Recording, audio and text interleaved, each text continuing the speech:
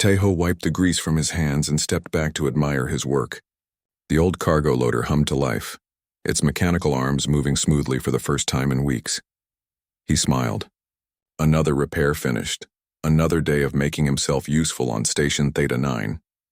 The station floated at the edge of known space, a collection of connected modules that housed traders, refugees, and wanderers from dozens of different alien species. Tejo had called it home for 3 years now. 3 long years since he last saw Earth.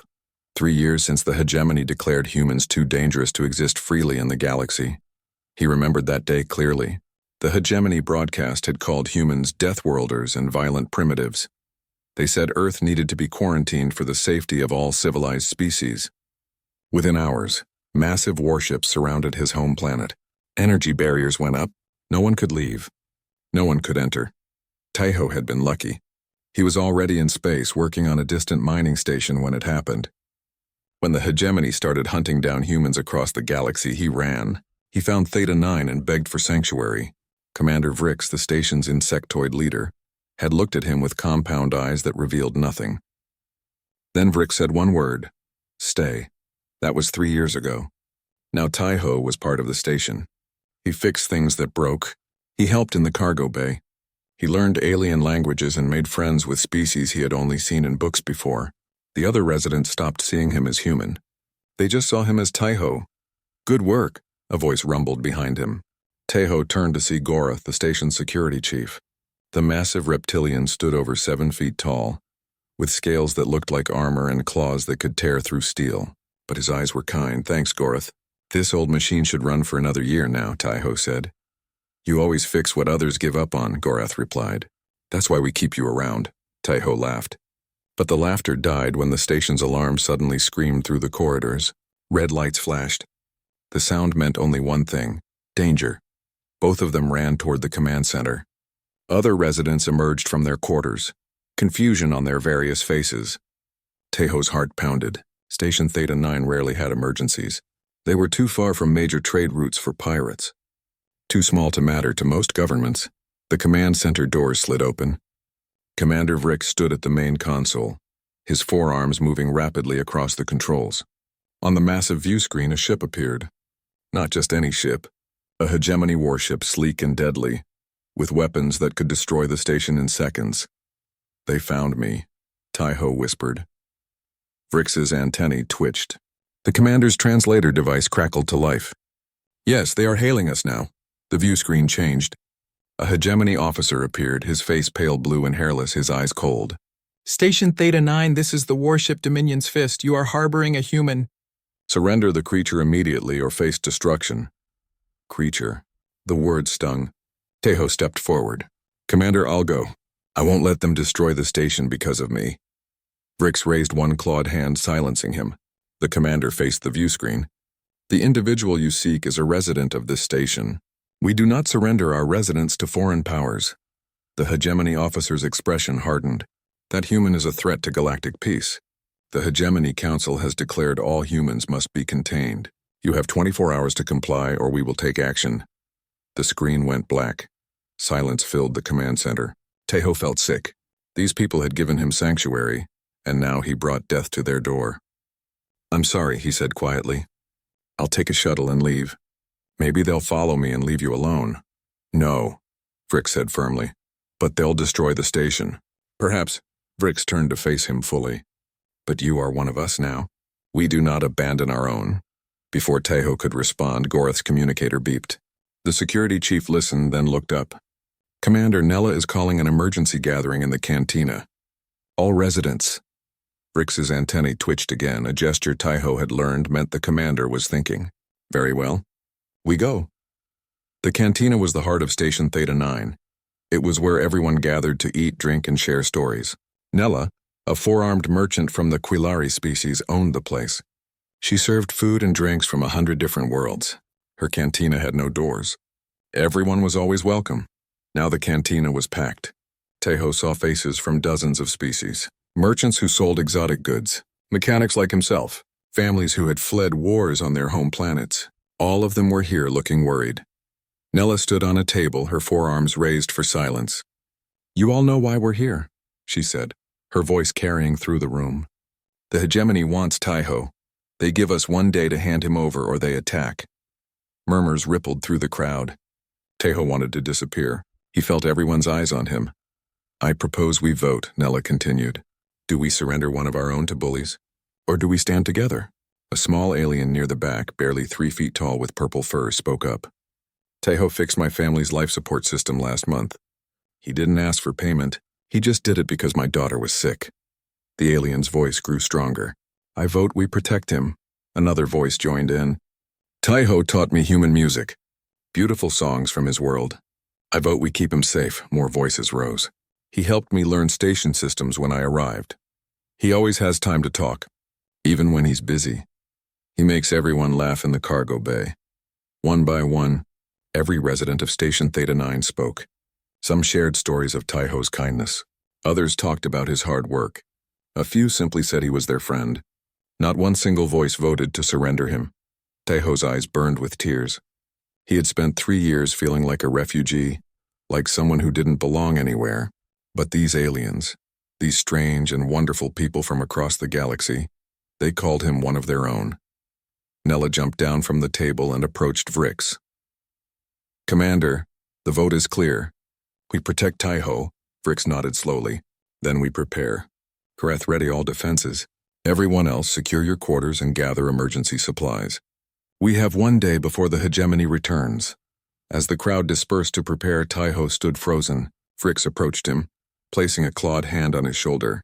Do not look so sad, Taiho. This is what family does. But why? Taiho asked.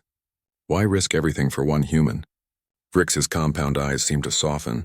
Because we have seen who you truly are, not through hegemony propaganda or fear. We know you through your actions, your kindness, your loyalty.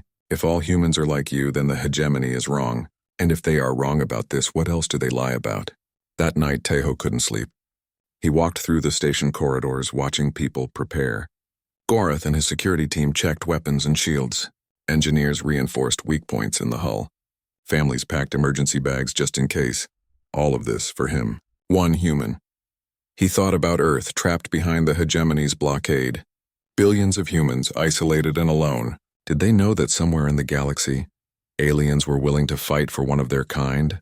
Did his brother Jiho, if he still lived, know that humanity wasn't completely abandoned? Taiho made a silent promise to the stars. If they survived this, if the station made it through the coming fight, he would find a way to help Earth. These aliens showed him that individuals mattered more than species. One person's actions could change minds and hearts. Tomorrow, the hegemony would return. Tomorrow, Station Theta 9 would face impossible odds. But tonight, Taiho understood something important. He wasn't alone, and maybe, just maybe, neither was humanity. The message from Station Theta 9 traveled through space at the speed of light, bouncing between relay stations and communication satellites. It was encrypted, marked urgent, and addressed to the Independent Worlds Coalition headquarters on the planet Sanctuary Prime. Yuna sat at her desk in Coalition Intelligence when the message arrived. She was young for an intelligence officer, barely into her 3rd decade, with sharp eyes and sharper instincts.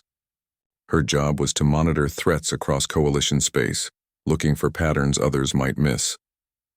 The encryption on this message was military grade, not common for a small trading station. Curious, Yuna spent an hour breaking through the layers of code. When she finally read the contents, she sat back in shock.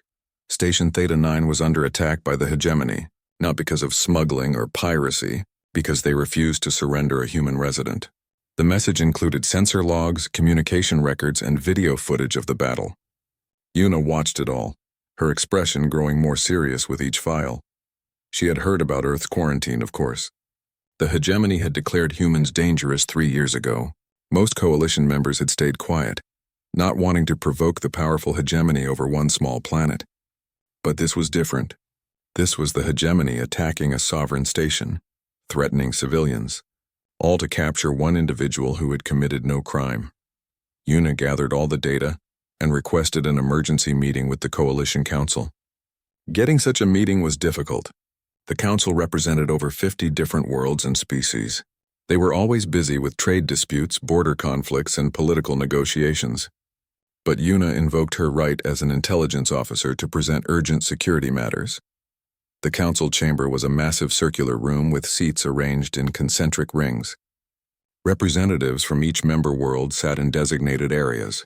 Some were humanoid, others completely alien. All of them looked annoyed at being called to an emergency session.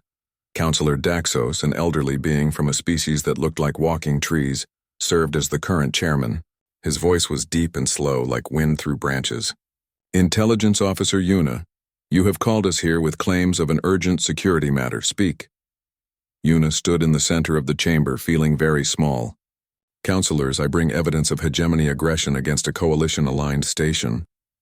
She activated the holographic display, showing the attack on Theta 9. The council watched in silence. They saw the warships arrive, heard Admiral Krell's demands, witnessed the brutal bombardment. Several counselors shifted uncomfortably when they saw the wounded residents, the damaged station, the desperate defense. When the footage ended, Daxos spoke. This is troubling, but Station Theta 9 chose to harbor a human. The hegemony has made their position on humans clear. With respect, Counselor, Yuna replied, keeping her voice steady. The station exercised its sovereign right to protect its residents. The hegemony attacked civilians over one individual who has committed no crime. If we allow this, what stops them from attacking any of our stations when it suits them? Murmurs rippled through the chamber. Several counselors nodded. Others looked uncertain. A representative from the Vulcan Confederacy, a warrior species with red skin and fierce eyes, stood. What is one human to us? The hegemony is powerful. Why should we risk war over this? Yuna had prepared for this question. She brought up additional files. Because it's not just about one human. My research shows that humans on Earth are being systematically oppressed. The hegemony has cut off all trade, all communication. Billions of people are trapped on one planet. Their resources dwindling. The hegemony calls them dangerous, but I found records of human actions before the quarantine. She displayed historical data. Humans helping alien crash survivors. Human doctors treating injured aliens for free. Human engineers sharing technology. Human artists creating music that brought joy to dozens of species. The hegemony says humans are violent and dangerous, Yuna continued. But the evidence shows they are compassionate and innovative. They were becoming too influential, too well-liked. The hegemony saw them as a threat to their control, not to galactic safety. The chamber fell silent. Counselors looked at each other, uncertainty in their eyes. Finally, Daxos spoke. What you suggest is a conspiracy theory. The hegemony would not lie on such a scale. Wouldn't they? Yuna challenged. How many times have they claimed sole authority over space lanes that belong to all? How often do they ignore our treaties? This is just another step in their expansion of power. More murmurs. The mood in the chamber was shifting, but slowly. These were politicians, cautious and careful. They needed more than evidence. They needed a reason to act. That reason arrived 3 hours later in the middle of the council's debate. Nella's broadcast reached Sanctuary Prime. The cantina owner from Station Theta 9 had sent a message to every free communication channel in Coalition space. It wasn't encrypted. It wasn't hidden. It was loud and clear and impossible to ignore. The message showed Tejo. It showed him fixing machinery, helping injured aliens, teaching children, making people laugh. It showed the vote at the cantina, every resident standing up to protect him. It showed the battle, the desperate defense, the civilian ships arriving to help. Nella's voice narrated over the images. We are simple people from a simple station. We are merchants and mechanics, families and friends. The hegemony told us humans are monsters. But we know Taiho, we know his kindness, his courage, his loyalty. If one human can earn the love of an entire station, what might all of humanity offer the galaxy? We ask you, judge species by their actions, not by propaganda. Help us protect what is right. The broadcast went viral across Coalition space within hours. Citizens on dozens of worlds watched it, shared it, talked about it. The story of Station Theta 9 became a symbol. One station standing against impossible odds for what they believed was right. Yuna watched the broadcast spreading through networks, her heart racing. This was what the council needed. Not just evidence, but emotion. Not just data, but a story that touched hearts across species lines. She returned to the council chamber the next day. The mood had changed completely. Counselors who had been skeptical now looked determined. The Vulcan representative who had questioned helping stood and spoke with passion. My people received 10,000 messages yesterday. Citizens demanding we help Station Theta 9, demanding we stand against hegemony tyranny. I vote to support any measures to protect that station and investigate the human situation. Other councilors joined in. One by one, they pledged support. Not unanimous, but close. The coalition would act. Daxos, who had been resistant, finally nodded. Very well. We will send a fleet to Station Theta 9. We will investigate the hegemony's claims about humans. And if we find that humans have been wrongly imprisoned, we will demand their freedom. Yuna felt relief and worry at the same time. The coalition was committed now, but this could mean war.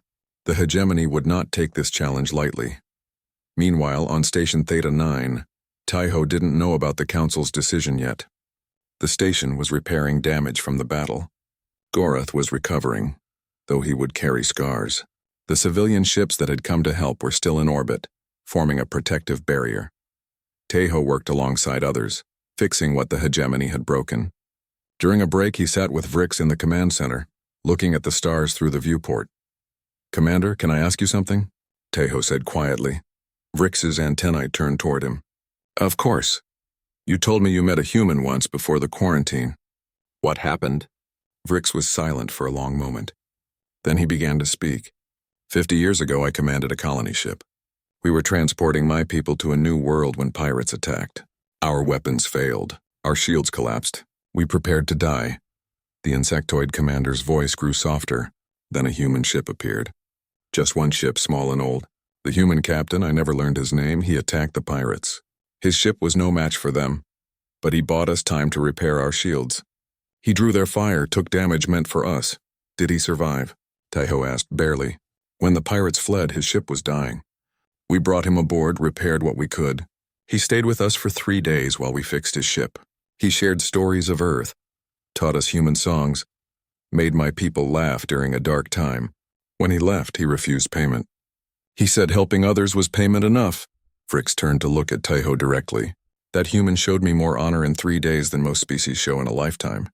When you arrived here scared and alone, I remembered him. I thought, if one human can be so good, perhaps all humans carry that spark. The hegemony says you are dangerous, but I know better. You proved I was right. Taiho felt tears in his eyes. I wish I could find him, that human who helped you. Tell him thank you. You are telling him, Vrix replied. By being who you are, by making the same choice he did, to help others even when it costs you. That is the human way, I think. That night, a new message arrived at the station. It came from Coalition headquarters, from an intelligence officer named Yuna. She told them about the council's decision. Help was coming. Not just protection for the station, but action to investigate Earth's situation. Taiho read the message 3 times, barely believing it. Then he asked. The Coalition fleet arrived at Station Theta 9 in a brilliant flash of light. 50 ships dropped out of hyperspace in perfect formation, their hulls gleaming in the starlight. Taiho watched from the command center viewport, hardly daring to breathe. Real military vessels here to help, here to protect. Yuna stood on the bridge of the lead ship, the cruiser Unity's voice. She had spent the entire journey studying everything she could find about humans and Earth. The more she learned, the more convinced she became that the hegemony had committed a terrible injustice. Station Theta 9. This is Coalition Officer Yuna, she transmitted. We received your distress call. We're here to help. In the command center, Vrix's antennae straightened with relief. Coalition vessel, this is Commander Vrix. Your arrival is most welcome. We have wounded and damage that needs repair. We brought medical ships and engineers, Yuna replied, sending them over now. Officer Yuna to Taiho, are you there? Taiho moved to the communication console, his hands shaking slightly. I'm here. I've been reading about your species, Yuna said, and Taiho could hear the smile in her voice. You humans are fascinating. I want to hear your story personally if you're willing. I'll tell you anything you want to know, Taiho replied. Over the next hours, Coalition ships swarmed around Station Theta 9. Medical teams transported to help the injured. Engineers began repairing the damaged sections. Supply ships brought food, medicine, and materials. The station, which had been barely surviving, suddenly felt alive again. Yuna transported over with a security team. When Taeho first saw her, he was surprised. She was tall and slender with silver skin and large eyes that saw everything. Her species, the Lunari, were known for their intelligence and curiosity. "You're Taeho," she said, extending a hand in the human gesture of greeting she had learned.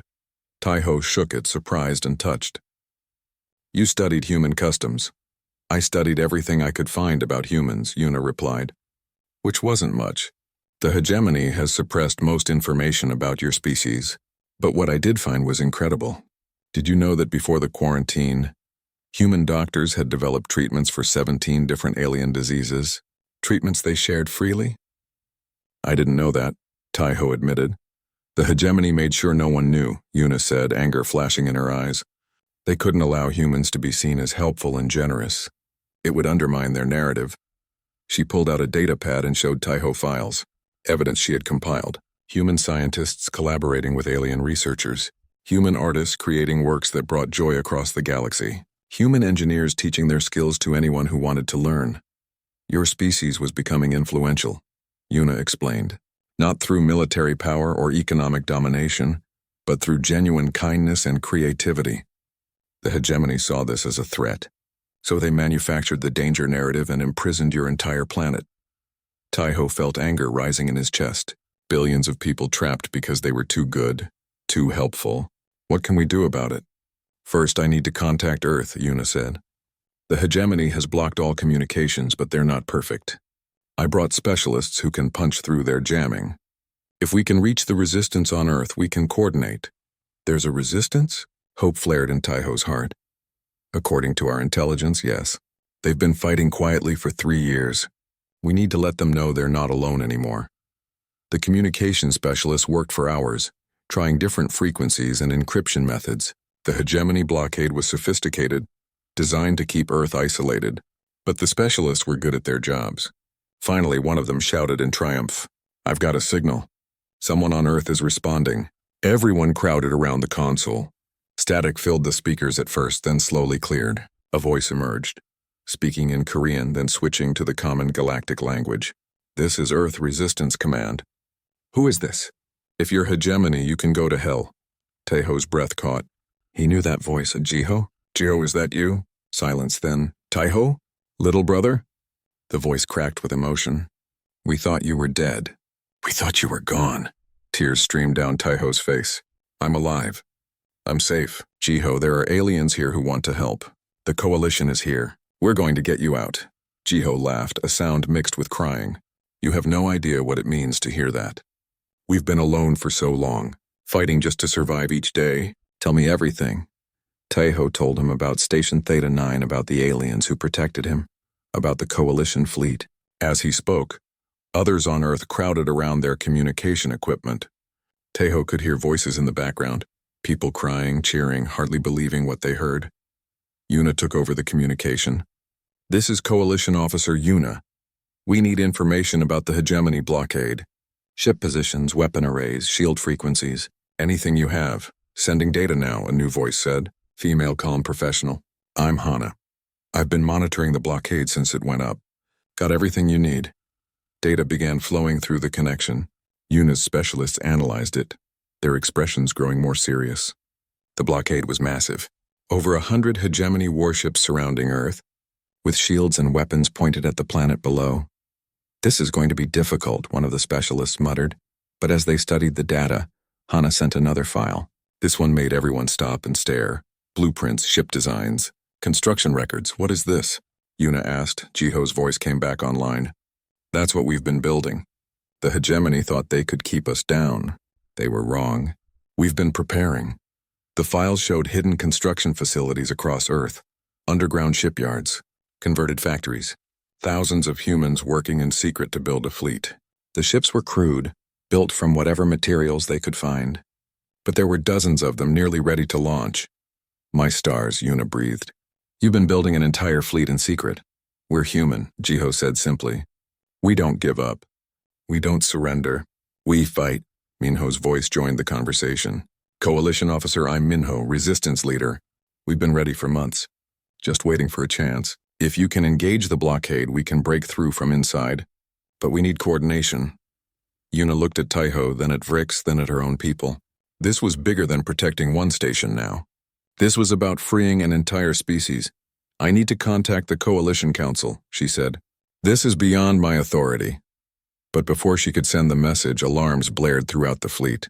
Sensors detected new ships arriving. Hegemony vessels, led by Admiral Krell's flagship. Not just 3 ships this time. An entire battle group. 20 warships all armed and ready. Admiral Krell's face appeared on every screen. He looked furious. Coalition forces, you are interfering in hegemony affairs. Withdraw immediately or face the consequences. Yuna stepped forward, her voice steady despite her racing heart. Admiral, we are protecting a sovereign station under Coalition Charter.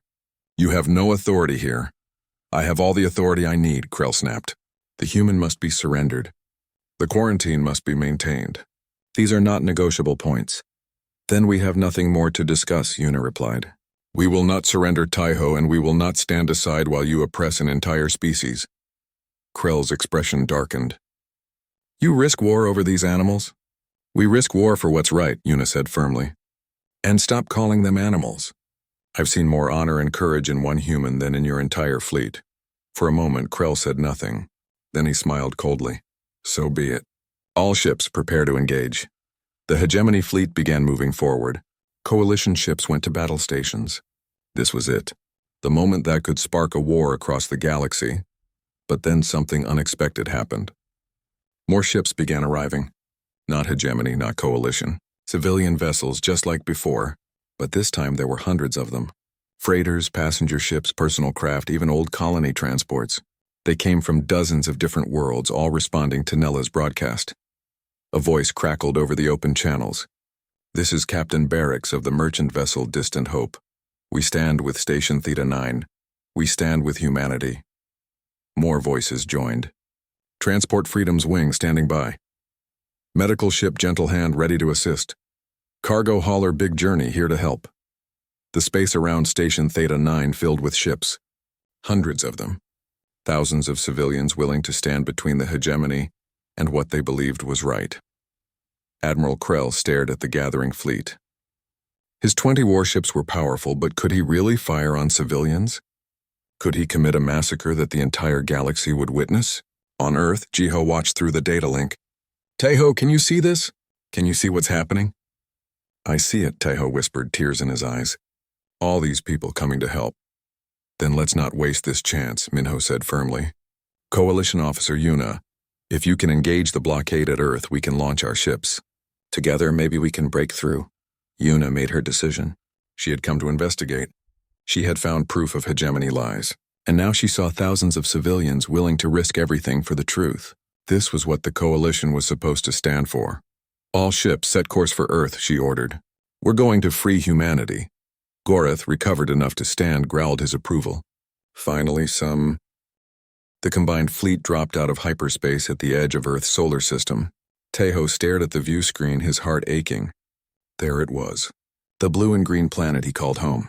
But surrounding it was a wall of hegemony warships, over 100 of them. Their weapons pointed at the world below. That's a lot of ships, Gorath muttered, his claws flexing nervously. Yuna studied the sensor readings.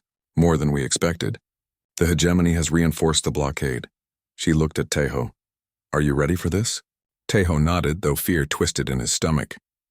Let's bring my people home. The fleet spread out in formation. Coalition military vessels took the front, their shields at maximum. Behind them, the civilian ships formed a second wave, ready to provide support. Station Theta 9, battered but determined, held position at the center. It had become a symbol, and symbols mattered. On Earth, Minho stood in the underground command center, surrounded by resistance leaders from across the planet. Screens showed the approaching fleet, and hope blazed in everyone's eyes. All teams prepare for launch, Minho ordered. Wait for the Coalition to engage, then we go. Suri placed a hand on his shoulder. 3 years we've waited for this moment. 3 years of building, planning, surviving, Minho replied. Today we prove that you can't cage humanity forever. In the hidden shipyards, Soman sat in the captain's chair of the Earth defense ship Rising Dawn. It wasn't an elegant name, and her ship wasn't elegant either. Built from salvaged materials, powered by jury-rigged engines, armed with weapons that might explode as easily as fire, but it was human, and it would fly. Around her, the crew made final preparations. Most of them had never been in space before the quarantine. They learned by studying old manuals, by trial and error, by sheer determination. Young Kyungwoo, barely 16 years old, served as the navigator. He was too young to remember the stars freely, but old enough to fight for them. "All systems ready, Captain," Kyungwoo reported, his voice steady despite his youth. "Good," Somin said. "When those gates open, we fly fast and we fly hard. Don't stop for anything." The hegemony blockade commander detected the approaching fleet and sent an immediate message. "Unidentified vessels, you are entering restricted space. Turn back immediately or be destroyed." Yuna responded, her voice carrying across all channels, broadcast so widely that half the galaxy would hear. "This is Coalition Officer Yuna. We come for humanity. The quarantine is unjust. The imprisonment is unlawful. Earth will be free today. You cannot win this fight," the hegemony commander warned. "We have superior numbers and firepower. Turn back while you can." "Numbers aren't everything," Yuna replied. "All ships engage." The coalition fleet surged forward. Weapons blazed across the darkness of space. The hegemony blockade responded with overwhelming force. Energy beams and missiles filled the void between ships. The battle was chaos, beautiful and terrible. On Station Theta 9, Vrix coordinated the civilian ships. "Stay in formation. Protect the medical vessels. Anyone with shields, cover the smaller craft." Nella, manning a communication station she barely understood, relayed messages between ships. "Freighter Blue Sky, you have a wounded hegemony fighter on your tail. Transport Morningstar, can you assist?" The battle raged. Ships on both sides took damage. The hegemony had more vessels, but the coalition fought with determination.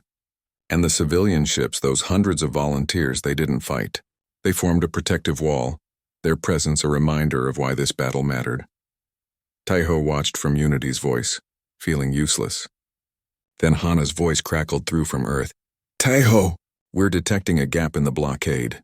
The hegemony is shifting ships to engage the coalition fleet. Tell the resistance we're ready." Taiho grabbed the communication console. "Minho, Hana found an opening. Launch now." On Earth, alarms blared across every hidden facility. Launch doors opened. From underground hangars, from converted warehouses, from caves and mountains and lakes, human ships rose into the sky, dozens of them, crude and rough but flying. Somin's Rising Dawn was among the first. She pushed the engines hard, feeling the ship shake around her. "Hold together," she whispered to her vessel. Just a little longer. The Earth-built ships punched through the atmosphere, their shields straining.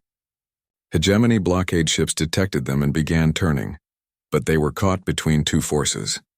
"The coalition fleet in front, the human resistance behind? All Earth ships, follow me," Somin broadcast. "Break through the line.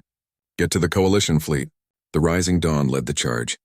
Hegemony ships fired, but the human vessels dodged with desperate agility. Some took hits, some fell, burning as they died, but others kept going, driven by 3 years of imprisonment, 3 years of hope. Kyungwoo piloted through the chaos with skill that belied his age. "Captain, 3 hegemony fighters closing fast. Shake them," Somin ordered. Before Kyungwoo could respond, coalition ships moved to intercept. Yuna had seen the human vessels launch and sent protection. Coalition fighters engaged the hegemony pursuers, giving the Rising Dawn space to escape. "Thank you, coalition ships," Somin transmitted. "We protect our own," came the reply. "Welcome to the fight, humans." Tears filled Somin's eyes. "Our own." The coalition called them their own. More human ships broke through. They were outnumbered, outgunned, their vessels barely holding together, but they flew with courage that inspired every alien who watched. This was humanity. Not the monsters the hegemony described, but people fighting for freedom. Admiral Krell arrived with reinforcements, his battle group dropping out of hyperspace. But instead of turning the tide, his arrival changed everything. The civilian ships, those hundreds of volunteers, moved forward. They placed themselves between the hegemony and the escaping human vessels. "You want to reach them?" an old merchant captain broadcast. "You go through us first." Admiral Krell stared at the scene. Thousands of civilians from dozens of species, all willing to die for humans they had never met. All because of a story about one human on a small station. All because they had seen the truth through Nella's broadcast, through Taiho's actions, through the courage of Station Theta 9. On Earth, Minho coordinated the evacuation. Not everyone could leave today, but thousands were boarding ships heading for freedom. Children who had never seen the stars. elderly who thought they would die prisoners, all of them looking up with wonder and hope. Daehyun, Earth's provisional government representative, transmitted a message to both fleets.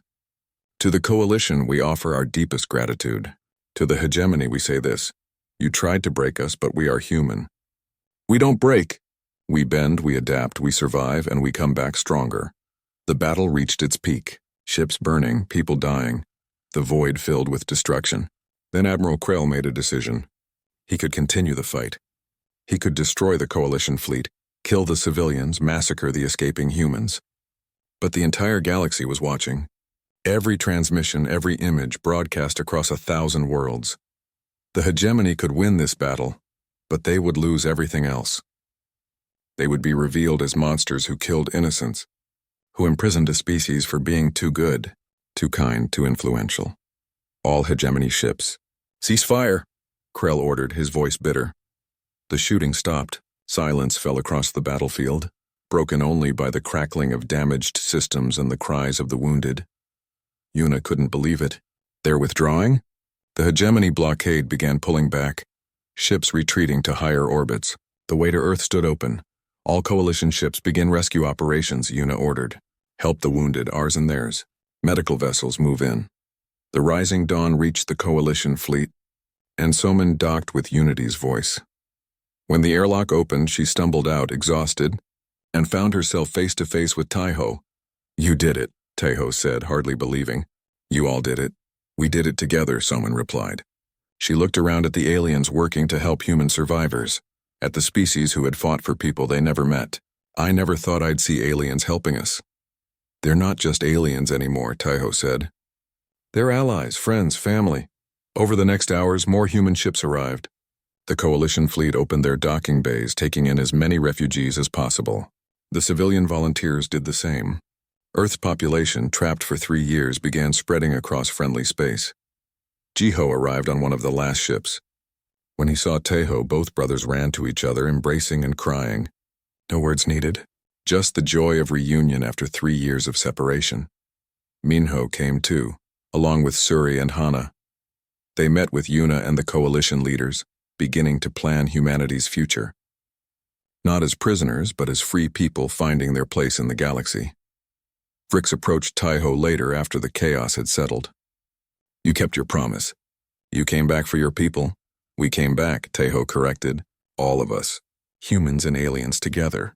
That's the real story here, Commander. Not that aliens saved humans, but that different species chose to stand together for what's right. On Station Theta 9, now orbiting Earth as a symbol of the Alliance, Nella reopened her cantina. It was packed with humans and aliens celebrating together. The walls would need new decorations soon. Stories of new friendships formed in the battle. Young Kyung-woo, the teenager who had navigated through the blockade, sat with alien pilots who had covered his escape. They shared drinks and